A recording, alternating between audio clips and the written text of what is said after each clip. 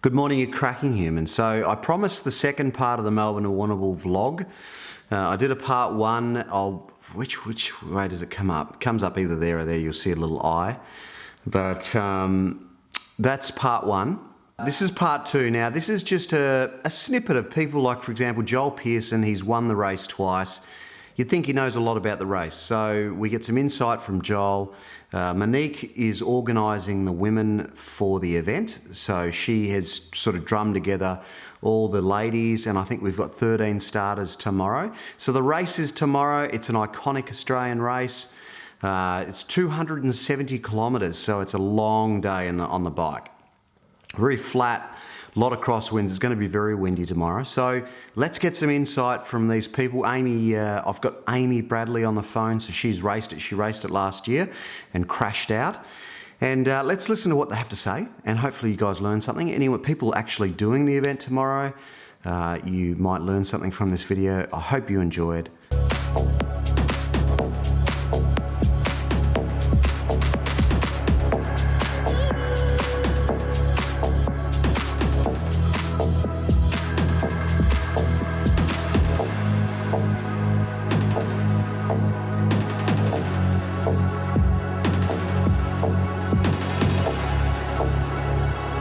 My two main goals when I was racing in Australia were the Tour of the Murray River and then the Warny.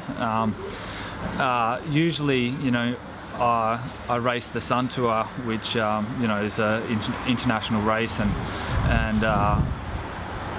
5 or 6 race days in a row. And off the back of that, you know, you got the Warny straight after it, and you're just flying automatically. You don't have to really do any training specifically for the Warny if you had the Sun Tour there. Yeah. There was a couple of times that I didn't do the Sun Tour that I was training for the Warny, and yeah, I didn't go out and train 270 k's, that's for sure. Yeah. I'd go and do you know, a 5-hour ride and then finish off with Sandown in the Arvo, or you know, 5 hours would be the maximum, pretty much. A bit of motor pacing. It's such a long race. It's 270 odd kilometres. Yeah. You know, there's no race really as long as it on the calendar here in Australia. I mean, do you have to go into it tactically?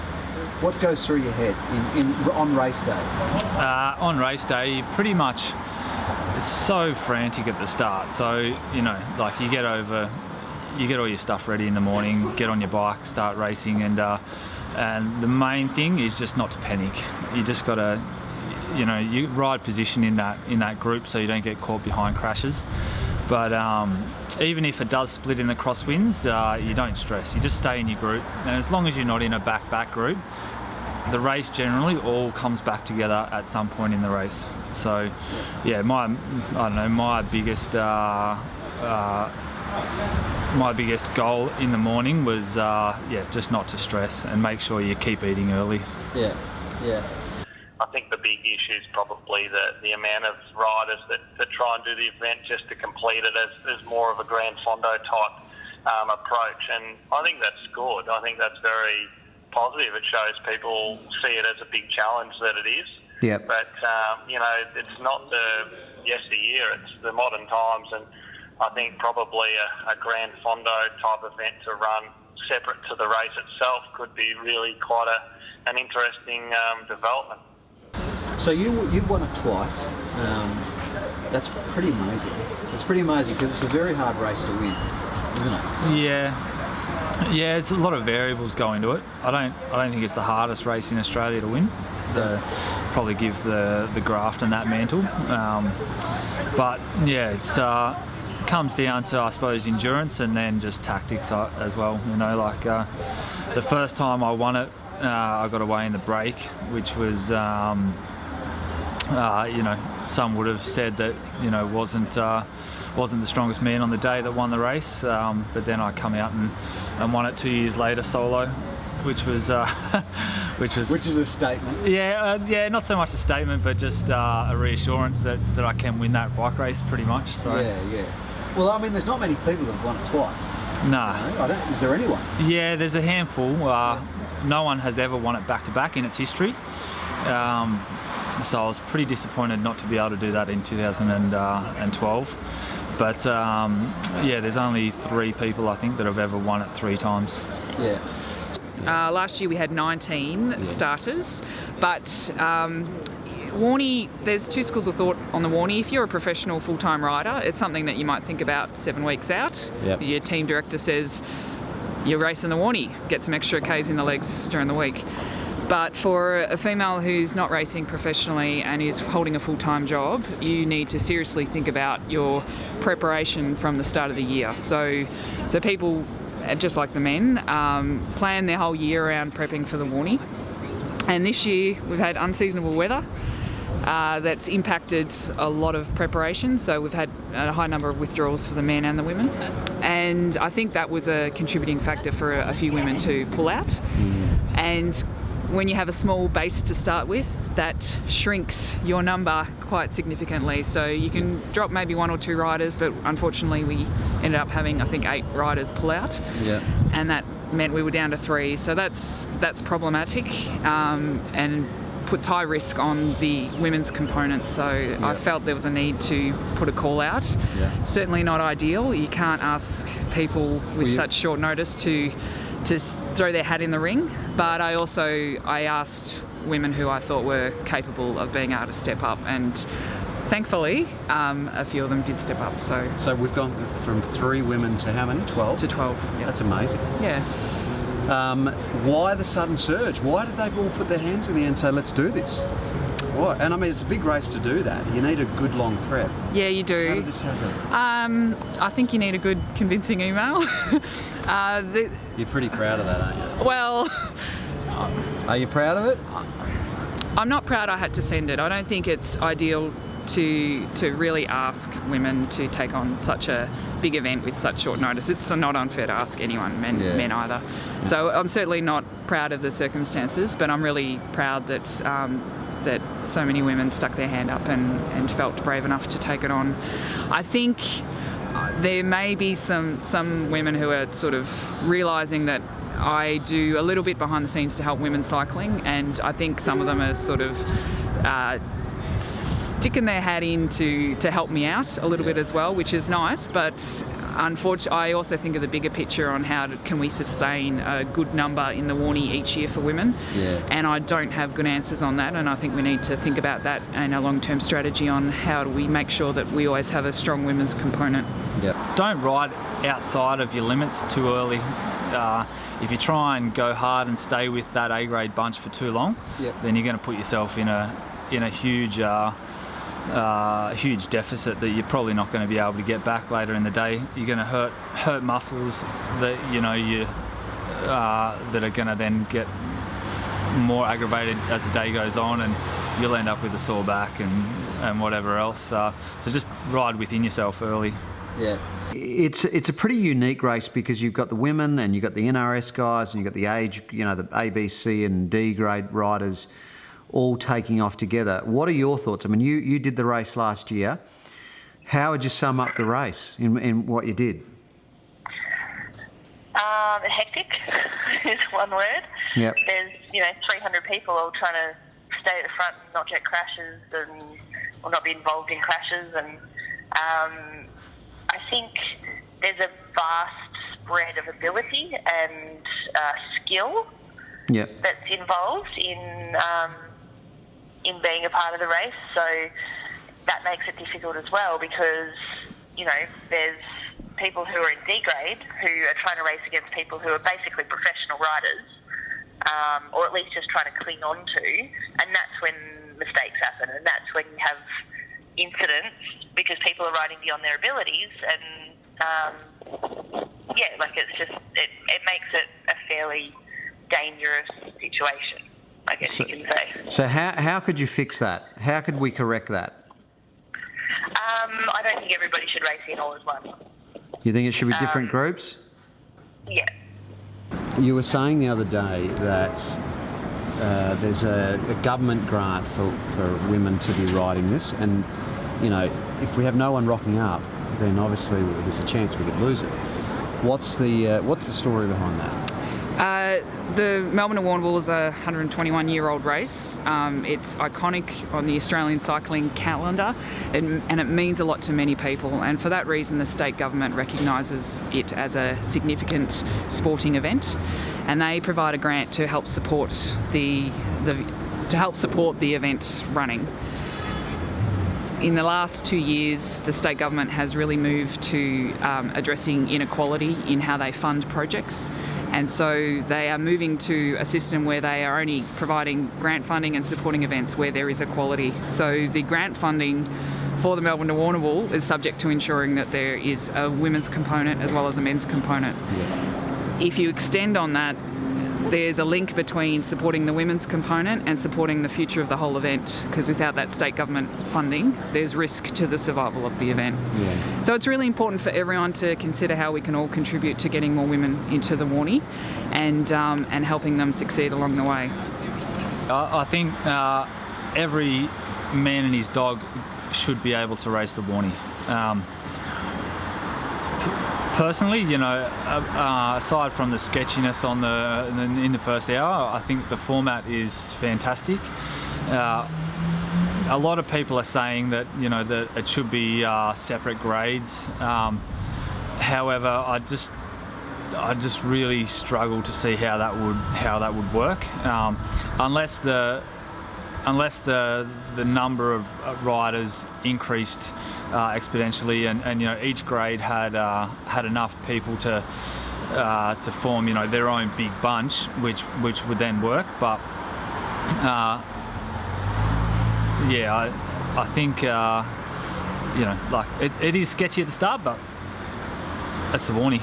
Yeah, that's bike riding. Yeah. You know, go to Belgium. Yeah, exactly. Yeah, go race a Comisian Belge. Yeah.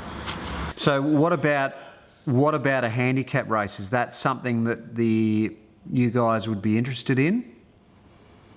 I think like a handicap race could be very difficult and very. I think it's a challenge, obviously, but you don't have the riders around anymore that you used to have back in, you know, 60s, 70s, whatever, you know, go back in times. But they used to swap off all day and had that, what can you call it, pride and determination, and probably a bit of fear involved as well, that if they didn't work, they probably got knocked off back then. But these days, you just see that there'd be riders off a mark together, and then they would just sit on. And we already see it in other handicaps around Victoria, and that's why a lot of the best riders don't go to the handicaps, because you don't want to go there. You're the best rider. You get sat on all day. You don't even, you know, you take fastest time by a minute. Yeah. It's a pretty grim day. So I don't see it being a successful event as a handicap. Maybe definitely successful as in for the broader group, but definitely not for the elite riders, because I don't think it will interest them. So, I mean, it's obviously one of Australia's most iconic races. You know, it used to be the longest one-day race in the world. You know, what do you think we can do to make this race great again? You know, I mean, we've seen Cadell's road race come in. It's now, you know, World Tour race. I mean, what do we think about the Melbourne and Warrnambool? How do we make it great? I think ultimately a race is only ever going to be as great as the riders that partake and how they actually put on a show, whether they want to race it the whole way, whether they want to entertain early or late, you know, all those things. There's been some terrific races in the past decade of the Melbourne and Warrnambool, but it's probably just the fact that there's a lot of competitors now that aren't really racing it. They're just doing it as a sort of bucket list item, and I think that's probably where a Grand Fondo type event could really be huge, and I think that it could be something that people aim for throughout the year with other Grand Fondos to build for it.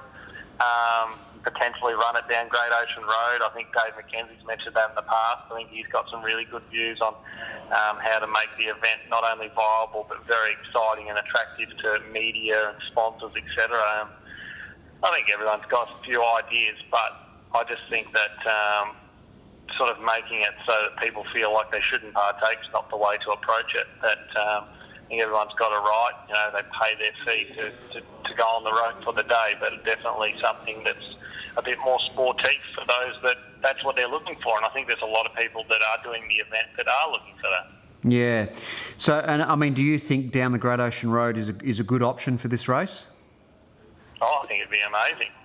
It would showcase Victoria. It'd be a tourism a factor there for sure.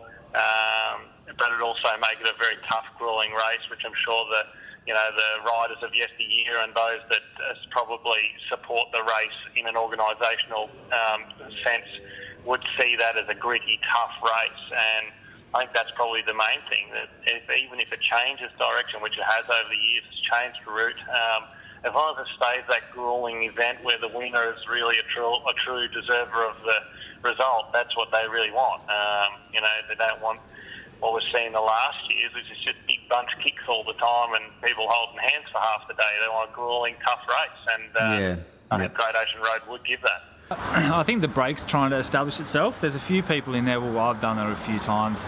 You enter the race purely to get the sprint preems that are along the way. So I think they're $100 a pop or whatever. And if you don't have the K's in your legs, like I know there's a few boys that have been racing the crits locally, and they're probably a bit haphazard about making the distance on Saturday. So their goal will be just to go out and collect a bit of money and have presents for their team in the breakaway. So the speed, the speed obviously forces the break, and then also the start of the course is quite sinuating. So you're going into a block headwind, and then all of a sudden you do a 90-degree left-hand turn, and it's in the gutter, and the big teams are trying to stamp their authority, and it stretches out and splits a little bit. And the sketchiness comes from just all the grades being in one peloton. It's, I don't know what it is. I think it's A grade down to bloody C grade or D grade, and there's a lot of different levels of ability in that group, and there's some pretty hot-headed C graders out there, and they're up there trying to mix it off the back of having 3 race days ever in their life with the A graders, and it just Do you think the race needs to be shortened for women? I mean, do you think it needs to be, say, take off from Colac, and then that's been bantered around, Colac down, which is about 3/4. Well, no, it's about a quarter taken off the race.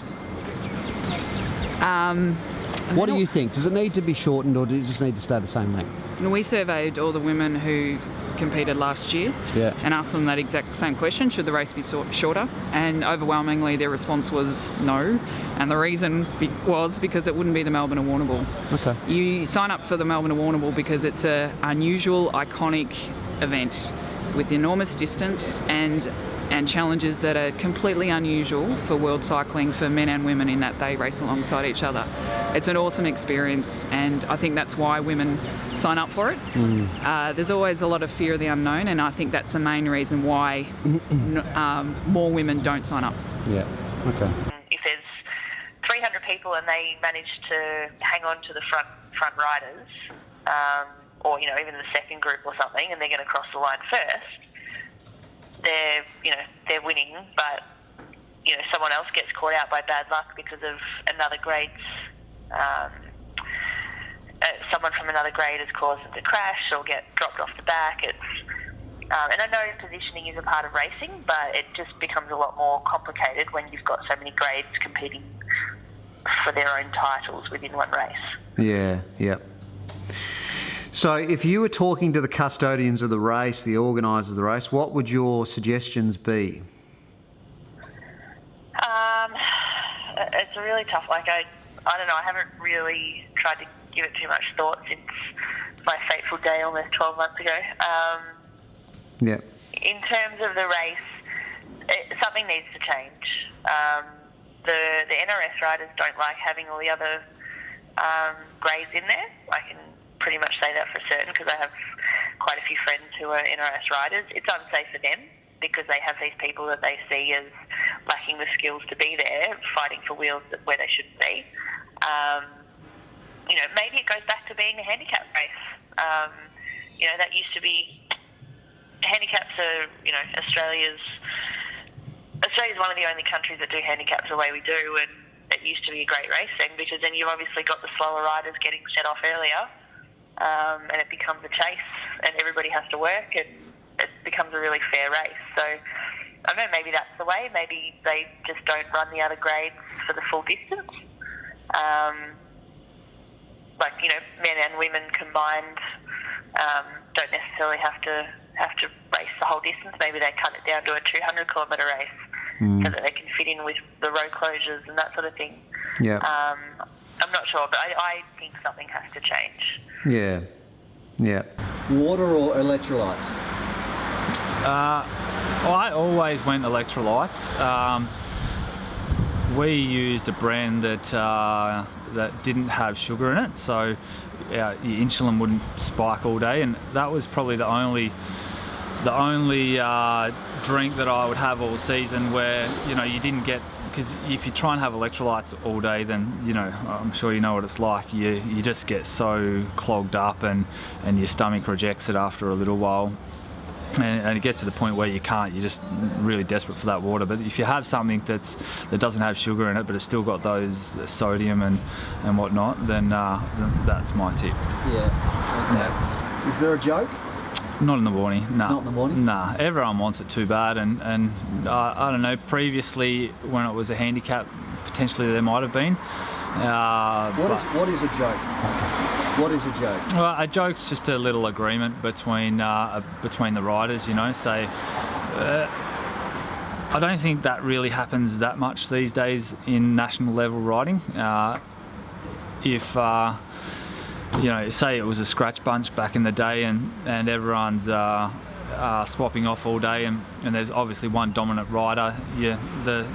The limit bunch is still 10 minutes up the road, and there's one rider that does the majority of the pulling to get you up to that. You know, if I was that rider, I'd be saying to the other guys, okay, well, this day's mine if you guys are just going to sit on. And that's, I suppose, what you call a joke. Yeah, right. Yeah. Unless there's money involved, which is, you know, for the Warny, I don't think there'd be too much money changing hands. Yeah. What's the ideal wind for, you know, what would you want? Would you want a tailwind, a headwind? Well, it depends on how good you're feeling, I suppose. If you were wanting to make it a hard race, like if I was really confident of me and my team, you'd want it to be crosstail all day. Yeah. Crosstail is the hardest form of cycling, and anything other than that, you know, you're giving the people behind a bit of reprieve to either sit in and have a bit of a rest, or you know, making it easy for them to get back. Yeah. What do you think? What's your perception? Is it a Grand Fondo or is it an NRS race? I think it's an NRS race with a Grand Fondo hanging on the back almost. Yeah. All right. I'm going to be hated for saying that. No, it's, you know, it is what it is, you know, like it is what you think it is. You know, people are passionate about it, and I think that's why there's a lot of conversation around it. So, yeah. All right. Thanks, Amy. Thanks for your thoughts. No worries. Good stuff. Let's see you there next year. No. This is you've done the race 5 times, you've finished it 3 times. This will be your last race of your career, the Melbourne Warrnambool. You going to have a crack? I mean, are we going to earmark you as... Sure. You know, I'll always have a crack.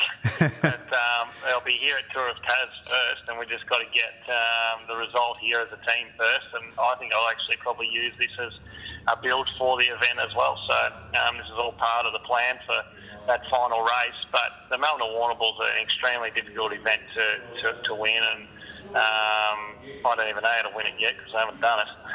Yeah. But it's also a very difficult event to have things go your way. You know, it doesn't take much to have a break go after 10 minutes. It's really good riders, and then it doesn't take much for a 10-minute break to come back either. It's a really exciting and chessboard type event. So we'll be looking forward to it. Yeah, good stuff, mate. Well, listen, thanks for the chat, and good luck at the Tour of Tassie, pleasure, mate. And all the best. Yeah, cheers. Thanks, mate. See you, buddy. Bye-bye. Just eat regularly. Don't smack too many gels early. Eat solids, and then resort to your caffeines and your gels later on. Yeah. So mix it up with a bit of you know, not so much that really processed stuff early. You can have a few bars and whatever, but eat a ham sandwich or, you know, whatever, and mixes it up. There's 4 feed stations for the crew. Is it important they hit all those feed stations? Can they skip one? No. No, you need them. Like every time, even probably the first one is the one where riders, you know, don't 100% necessarily need that feed, but then after it, you know, you bloody, when's this feed coming? To get through okay, get every feed. Yeah. Okay. Yeah, do whatever you can to get it. The NRS teams have the luxury of having their support cars there, so you know, they'll keep powering on, which is going to make it difficult for the people having to get bags and whatever. But yeah, don't miss it.